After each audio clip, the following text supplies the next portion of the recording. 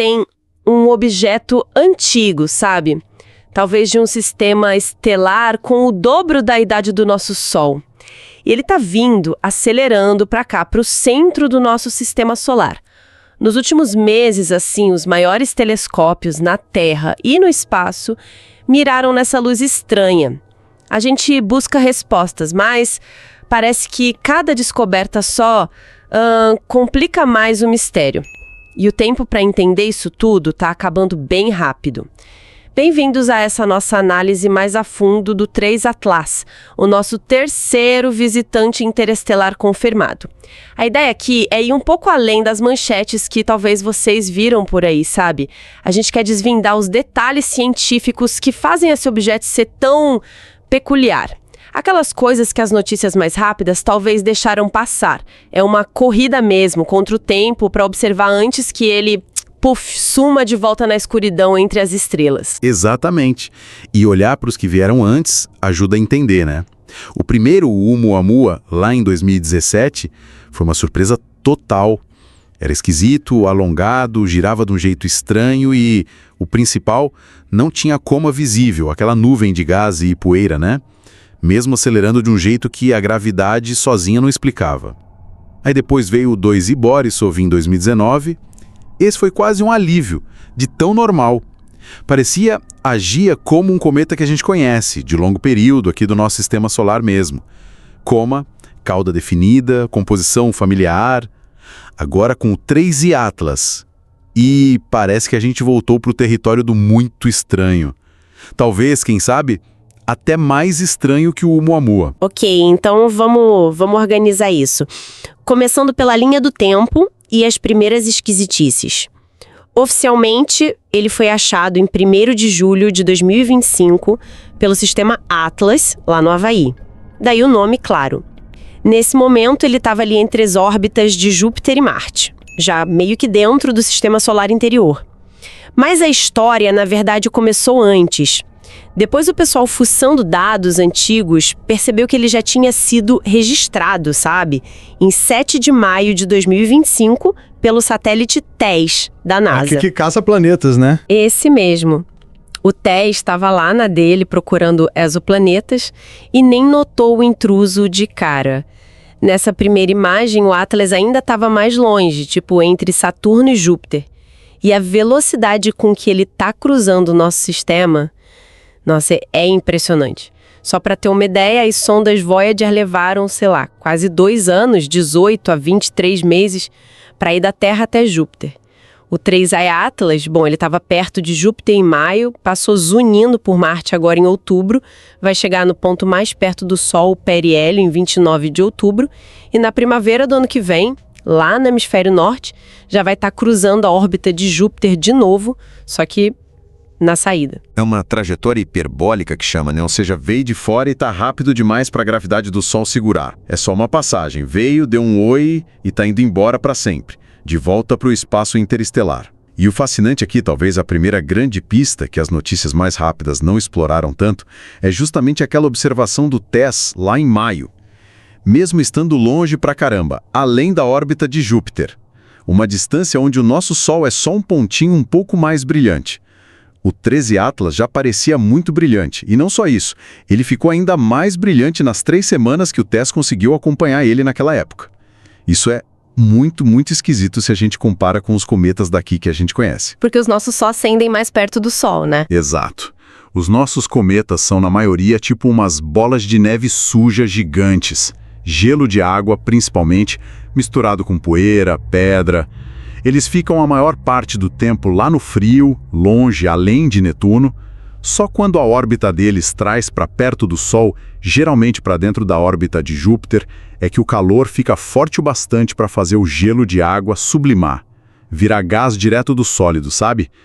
É esse gás que escapa, arrasta a poeira junto e forma a coma, aquela atmosfera brilhante em volta do núcleo e depois a cauda. Ah, entendi. Só que o Atlas já estava super ativo, brilhando forte, quando ainda estava lá no frio, do outro lado de Júpiter. Isso diz na hora. O que está sublimando ali não é principalmente água. Se for um cometa, ele é feito de um material muito mais volátil, algo que vira gás com muito menos calor.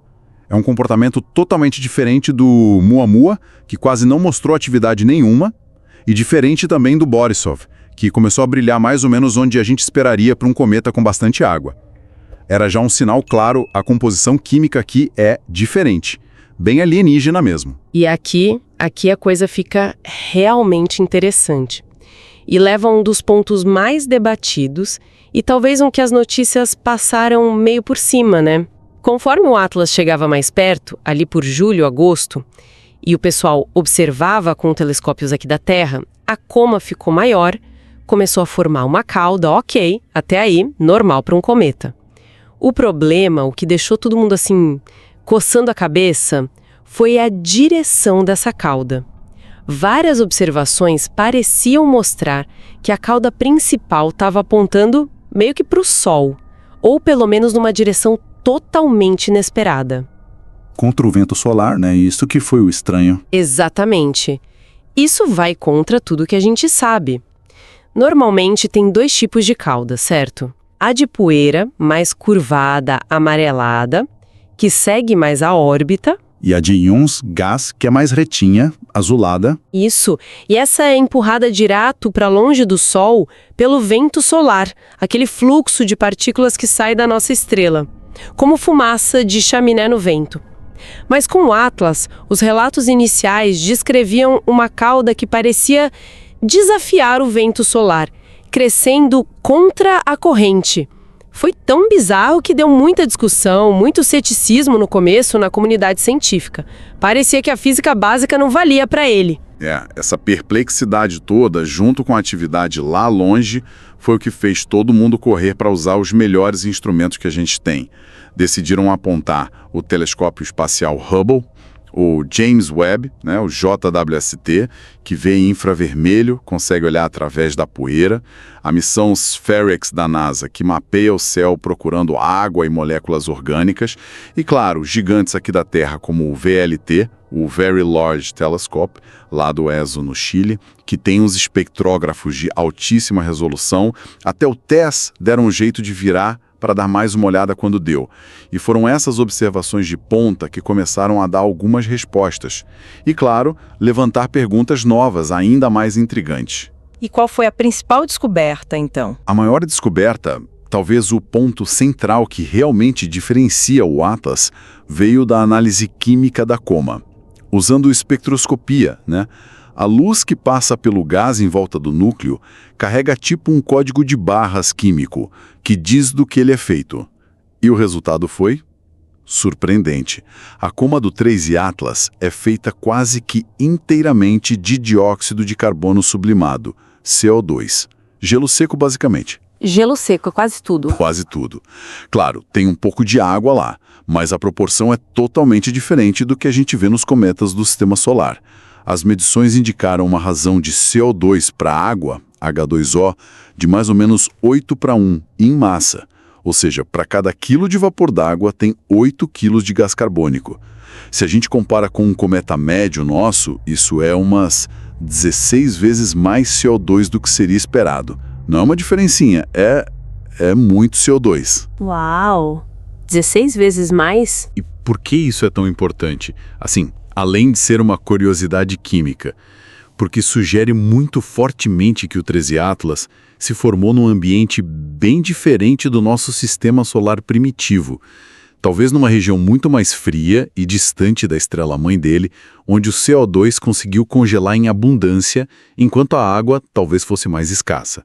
Ou, quem sabe, indica que ele veio de um sistema estelar que tinha uma composição química geral diferente da nossa nebulosa solar, talvez mais rico em carbono e oxigênio em relação ao hidrogênio.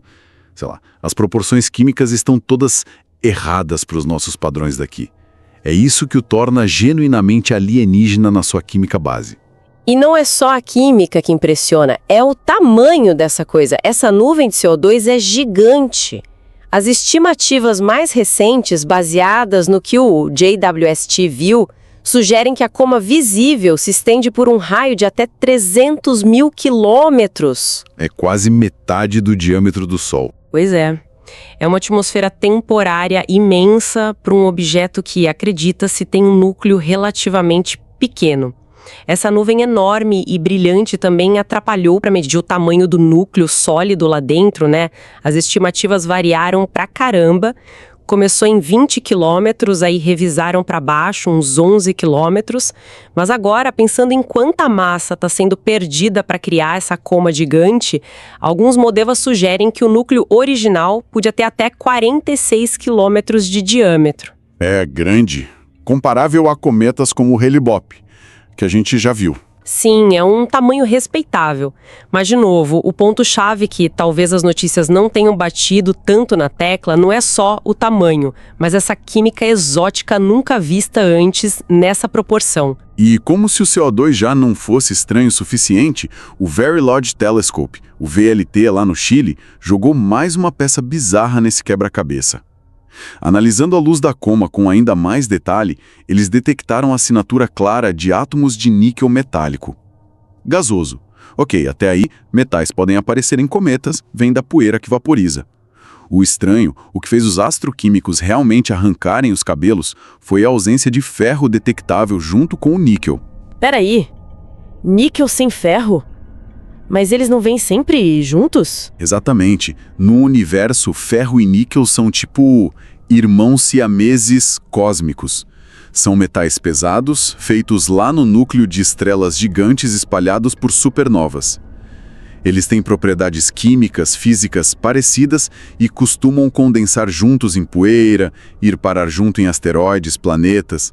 Em meteoritos que caem aqui, em amostras de asteroides, na composição que a gente infere para os núcleos dos planetas, ferro e níquel estão sempre lá, juntos. E geralmente com bem mais ferro do que níquel. A única situação que a gente conhece onde se vê níquel separado do ferro em grande escala é aqui na Terra. Resultado de processo industrial nosso, refino, metalurgia. Tá, então a pergunta óbvia é, como é que o níquel foi parar na coma do Atlas sem o parceiro de sempre, o ferro? Tem alguma explicação natural para isso? Sei lá, uma química muito rara, exótica, que possa acontecer nesses cometas interestelares frios, cheios de CO2, que separe os dois, assim? Essa é a pergunta de $1 bilhão. E a resposta curta é: a gente não sabe de nenhuma explicação natural que convença, por enquanto. Tem umas hipóteses bem especulativas sobre reações químicas complexas na superfície gelada, envolvendo uns compostos chamados carbonilas metálicas, mas nada que explique bem a falta quase total de ferro. É um resultado muito anômalo, desconcertante, para ser sincero. E claro, né? Quando você junta todas essas coisas estranhas, o brilho forte muito cedo, a cauda que parecia ir contra o vento solar, apesar que observações mais recentes talvez tenham complicado um pouco essa imagem inicial, a composição dominada por CO2 e agora níquel sem ferro, é natural que surjam aquelas especulações que vão além da ciência mais padrão. Aquelas que as notícias adoram, mas que a gente tem que tratar com muito cuidado. É importante dizer que essas ideias mais exóticas tentam se conectar aos dados, mesmo que seja de um jeito bem interpretativo. Por exemplo, aquele brilho inicial. A explicação padrão é a sublimação do CO2 supervolátil. Mas aí alguns perguntam, e se fosse algo artificial? Uma sonda ligando sistemas, luzes de navegação ao entrar aqui. A nuvem gigante de CO2 podia ser o resultado natural de um corpo gelado diferente. Ou, como algumas narrativas sugerem, sei lá, o escapamento de um sistema de suporte de vida alienígena. Ou até o subproduto de um organismo biológico gigante consumindo matéria. E o níquel puro sem ferro, inevitavelmente levanta a questão, seria um pedaço de tecnologia, um artefato feito de propósito. Olha, é absolutamente crucial manter a perspectiva científica aqui. Essas ideias são, no momento, interpretações altamente especulativas dos dados. A navalha de Ockham, né? Aquele princípio de que a explicação mais simples geralmente é a correta, ele sugere que a gente deve buscar primeiro explicações naturais, mesmo que sejam exóticas, dentro das leis da física e da química que a gente conhece. É muito, muito provável que o 3i Atlas seja só um objeto natural, talvez formado em condições bem peculiares lá no sistema de onde ele veio, que a gente não entende direito.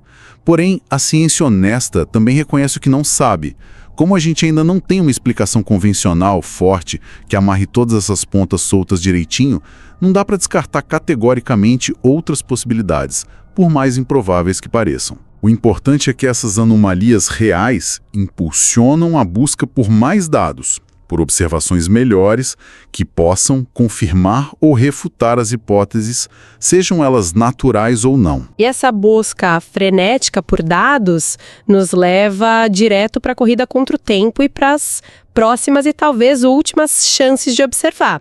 A gente teve uma janela importante agora no começo de outubro, quando o Atlas passou relativamente perto de Marte, uns 28 milhões de quilômetros.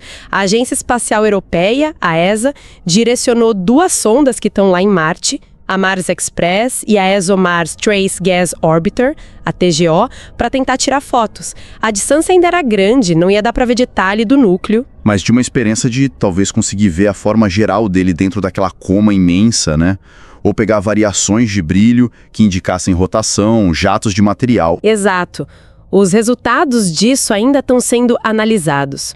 Agora, no fim de outubro, quando o Atlas chegar mais perto do Sol, no periélio, ele vai passar por trás do Sol, do nosso ponto de vista aqui da Terra. Vai entrar em conjunção solar. Isso significa que a gente vai ficar meio cego por algumas semanas, sem poder observar direto por causa do brilho do Sol. Ele só deve reaparecer para os nossos telescópios lá para dezembro.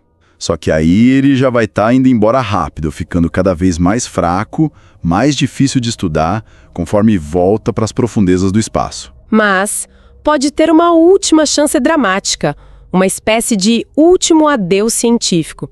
Em 16 de março de 2026, já na trajetória de saída, o 3I Atlas vai passar relativamente perto de Júpiter, coisa de 53 milhões de quilômetros. Ainda é longe, mas acontece que a gente tem uma sonda veterana lá orbitando Júpiter, a Juno, da NASA.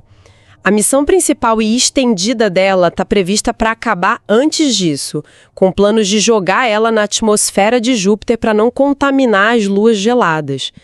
Só que estão considerando seriamente uma missão de fim de vida alternativa e ousada. Usar o restinho de combustível da Juno para tentar um sobrevoo, talvez não de interceptar, mas de observar de uma distância bem menor do que a gente consegue daqui da Terra, enquanto o Atlas passa ali pela vizinhança de Júpiter. seria a última tentativa de conseguir dados de perto, talvez medir campo magnético, analisar partículas da coma direto, antes que ele suma para sempre. Seria uma manobra complexa, arriscada, mas, nossa, poderia valer muito a pena. Fora essa possibilidade com a Juno, a janela para estudar o Atlas com nossos melhores instrumentos está fechando bem rápido. Cada fóton coletado, cada espectro gravado, cada imagem daqui para frente é incrivelmente valioso. Insubstituível. A geometria orbital que não ajuda e o brilho diminuindo tornam essa fase final um desafio técnico danado. Então, só para recapitular, os mistérios centrais, as perguntas que talvez as notícias rápidas não tiveram tempo de aprofundar tanto. De onde exatamente veio o 3I Atlas dentro da nossa galáxia? Que tipo de sistema estelar velho, quimicamente estranho, poderia criar um objeto assim? O que explica essa composição tão bizarra, dominada por CO2 e com níquel sem ferro? Por que ele se comportou de um jeito tão inesperado no começo, com aquele brilho precoce e a cauda talvez invertida? São perguntas fundamentais que continuam aí sem resposta clara. O que a gente está vendo com o Atlas, e como foi com o Oumuamua também, nos conecta a uma experiência humana muito antiga, sabe? A de olhar para o céu e dar de cara com o desconhecido, com o inesperado. Nossos ancestrais viam cometas como uma mistura de medo, de reverência, buscando presságios, mensagens divinas. Hoje a gente usa o método científico, telescópios potentes, espectrógrafos, modelos de computador, para tentar decifrar as mensagens deles pela física, pela química. Mas no fundo, talvez a sensação não seja tão diferente assim. A admiração, o espanto, diante de algo tão vasto, tão estranho e tão passageiro. Isso permanece. Estamos, sem dúvida, vivendo um momento único.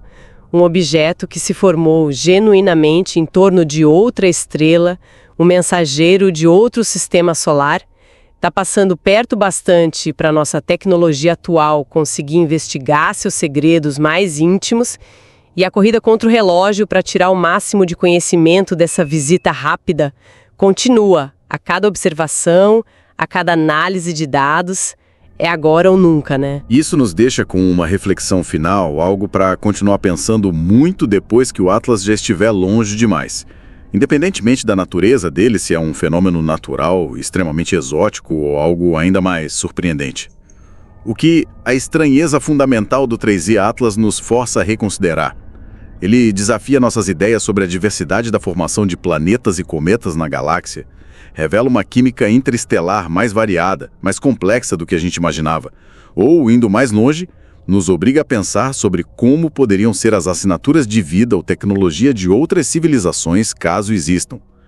Que perguntas vão ficar ecoando na nossa busca para entender nosso lugar no cosmos, muito depois que esse visitante silencioso sumir de volta na imensa escuridão interestelar?